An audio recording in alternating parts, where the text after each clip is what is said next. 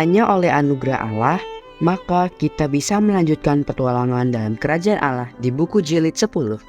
Berarti Tuhan sudah menunjukkan belas kasihan-Nya, hadir di tengah-tengah kita, bersekutu dalam firman-Nya selama 544 hari, dan mohonlah terus agar berkat Tuhan yang terbesar adalah firman-Nya akan berlanjut terus sampai buku Jilid 16. Dan seterusnya, arah hidup kita selalu terikat pada janji Tuhan dan penggenapannya. Memang, semua hanya oleh anugerah-Nya.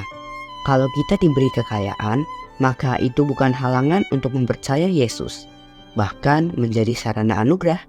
Berarti merupakan sebuah keuntungan dan kesempatan untuk melayani Kristus.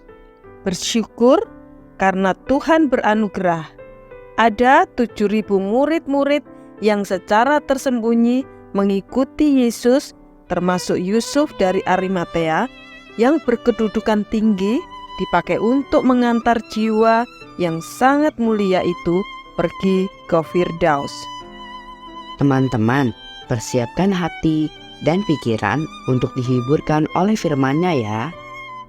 Adik-adik, sebelum kita belajar firman Tuhan dalam petualangan kita di dalam kerajaan Allah, mari kita berdoa. Bapa di surga, kami bersyukur, kami berterima kasih Engkau beri kami kesempatan untuk belajar akan firman Tuhan. Pimpinlah kami untuk kami masuk di dalam seluruh kebenaran firman Tuhan. Dalam nama Tuhan Yesus kami berdoa, amin. Adik-adik, ada seorang murid Tuhan Yesus yang berasal dari Arimatea. Dan dia adalah seorang yang kaya. Apakah kalian tahu siapakah namanya? Yusuf, Pak. Ya, dia adalah Yusuf. Setelah tahu bahwa Tuhan Yesus telah mati di atas kayu salib, Yusuf ini menghadap Pontius Pilatus. Tahukah kalian mengapa Yusuf menghadap Pontius Pilatus? Karena Yusuf temannya Pontius Pilatus, Pak. Bukan, adik-adik. Yusuf menghadap Pontius Pilatus karena mau meminta izin untuk menguburkan Tuhan Yesus. Apakah Yusuf mendapatkan izin itu, adik-adik? Mungkin enggak, Pak. Karena kan Pontius Pilatus enggak suka sama Tuhan Yesus. Bukan, adik-adik. Yusuf mendapatkan izin untuk menguburkan Tuhan Yesus. Dan setelah mendapatkan izin itu, maka Yusuf bersama dengan beberapa murid yang lain pergi ke Golgota. Sampai di sana mereka menurunkan tubuh Tuhan Yesus, merawatnya, kemudian mengkafaninya dengan kain lenan yang putih bersih, dan setelah semua selesai, mereka meletakkan tubuh Tuhan Yesus ke dalam sebuah kubur baru yang digali oleh Yusuf sendiri di sebuah bukit batu. Dan setelah itu mereka menutup dengan batu yang besar. Mereka cepat-cepat menutup karena hari menjelang malam. Kenapa kok mereka cepat-cepat menutup? Mungkin karena takut Pak, hari menjelang malam. Bukan, adik-adik. Tetapi pada waktu itu sudah menjelang hari Sabat. Jadi mereka harus sampai di rumah secepatnya. Adik-adik, pada waktu itu adalah hal yang sangat lumrah, hal yang biasa terjadi. Seorang sahabat atau kerabat menguburkan orang-orang yang mereka kasihi. Tetapi penguburan Tuhan Yesus oleh murid-muridnya itu yang adalah sahabat-sahabatnya itu mempunyai hal yang sangat indah yang perlu kita perhatikan. Mengapa? Demikian, adik-adik. Pada waktu Tuhan Yesus melakukan pelayanannya selama 3 tahun di dunia ini, Tuhan Yesus banyak melakukan hal yang luar biasa, hal yang berani dan sangat heboh. Misalnya saja, adik-adik, Tuhan Yesus mengajarkan firman Tuhan yang merombak semua adat istiadat yang telah dikerjakan oleh orang-orang Yahudi selama ini. Bahkan Tuhan Yesus berani menegur pemuka-pemuka agama sebagai orang-orang munafik. Berani bukan adik-adik? Di samping itu, Tuhan Yesus juga banyak melakukan mujizat-mujizat. Ada yang ingat nggak? Apa yang dilakukan oleh Tuhan Yesus? Mengubah air menjadi anggur, Pak. Betul. Memberi makan 5.000 orang dengan 5 roti dan 2 ikan, Pak. Betul. Ada lagi? Itu, Pak, menenangkan danau yang ribut, Pak. Betul, adik-adik. Di samping itu, Tuhan Yesus juga bisa membuat orang buta sejak lahir dapat melihat kembali.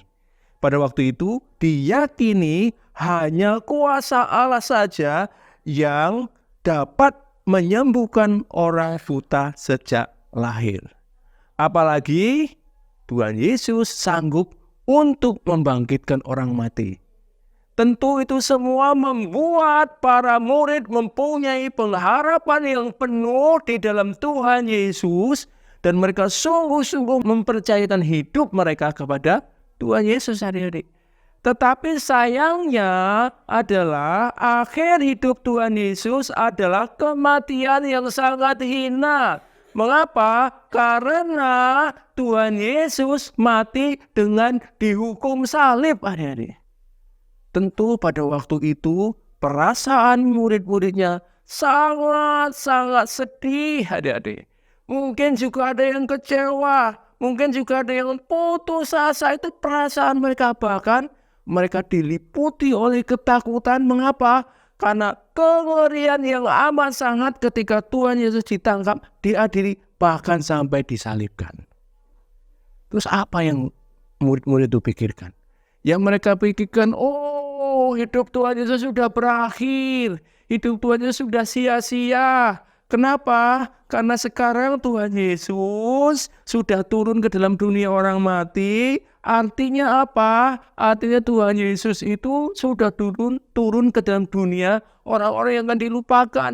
Semua kehebatan, semua mujizat, semua pengajaran akan dilupakan orang. Hidup Tuhan Yesus sia-sia. Itu yang mereka pikirkan, adik-adik. Benarkah pikiran mereka seperti itu, adik-adik? Salah. Mengapa? Karena kematian Tuhan Yesus adalah kematian yang mematikan kematian. Loh, apa itu maksudnya, Pak? Maksudnya adalah kematian Tuhan Yesus itulah yang akan memberikan penebusan kepada setiap orang yang percaya kepadanya, sehingga orang-orang itu tidak akan mengalami kematian yang kekal. Nah, adik-adik, di dalam situasi yang kecewa, dalam situasi yang putus asa, bahkan mereka takut dan melihat Tuhan Yesus, kehidupan Tuhan Yesus sebagai kehidupan yang sia-sia. Tetapi mereka tetap mau menguburkan Tuhan Yesus dengan baik. Itu adalah penghormatan yang mereka lakukan karena mereka berpikir hanya ini sekarang yang bisa aku lakukan, walaupun Tuhan Yesus sudah tidak ada. Itulah keindahannya, adik-adik. Apa itu? Bahwa dalam ketakutan, dalam putus asa, dalam melihat hidup yang sia-sia, mereka tetap menyatakan kasih mereka kepada Tuhan Yesus. Ikatan kasih yang diwujudkan dalam sebuah tindakan yang nyata, walaupun susah, walaupun takut. Itulah keindahan, adik-adik. Ini adalah sebuah pelajaran untuk kita. Kalau kita sungguh-sungguh mengasihi Tuhan, seharusnya kita juga bisa melakukan sesuatu yang indah. Apakah itu? Menyatakan kasih kita kepada Tuhan walaupun kita takut, walaupun kita susah, walaupun kita menderita. Bagaimana kita menyatakan kasih kita kepada Tuhan? Dengan setia dan taat kepada Tuhan. Dengan terus hidup mengucap syukur kepada Tuhan. Dengan terus menjaga hidup kita kudus dan berkenan kepada Tuhan. Adik-adik, apalagi kita dapat melihat bahwa kehidupan Tuhan Yesus tidak sia-sia. Seharusnya kita mempunyai dorongan yang lebih kuat untuk membuat suatu keindahan di dalam kehidupan kita, yaitu pernyataan kasih kita kepada Tuhan Yesus dengan ketaatan, kehidupan yang kudus, dan sungguh-sungguh hidup dengan penuh ucapan syukur kepada Tuhan. Amin. Mari kita berdoa. Bapa di surga, kami bersyukur, kami berterima kasih karena Engkau berkenan ya Tuhan menolong kami untuk dapat melihat kasih Kristus yang mengikat hidup kami, sehingga kami bukan menjadi orang-orang yang binasa, tetapi menjadi orang-orang yang beroleh hidup yang kekal.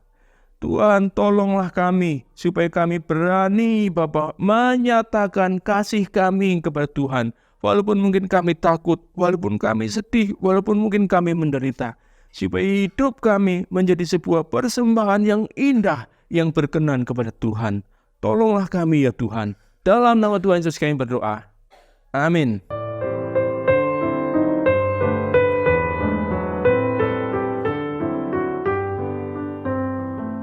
Anak-anak yang dikasihi Tuhan, mari kita peduli terhadap apa yang Tuhan berikan.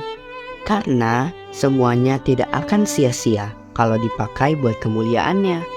Sebenarnya, orang Yahudi merancang supaya kuburnya ditempatkan di antara kedua penyamun yang disalibkan bersamanya.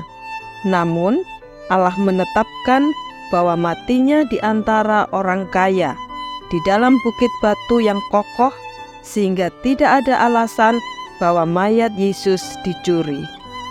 Puji Tuhan, karena Dia dibaringkan dalam kubur yang baru, suatu pembaringan yang tenang, bahkan yang harum baunya, yang diperuntukkan bagi semua orang kudus.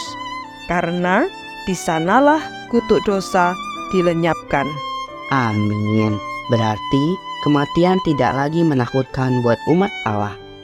Mari kita hidup dalam penantian yang tepat lewat firman-Nya yang terdapat dalam Matius 27 ayat 62 sampai 66. Salam.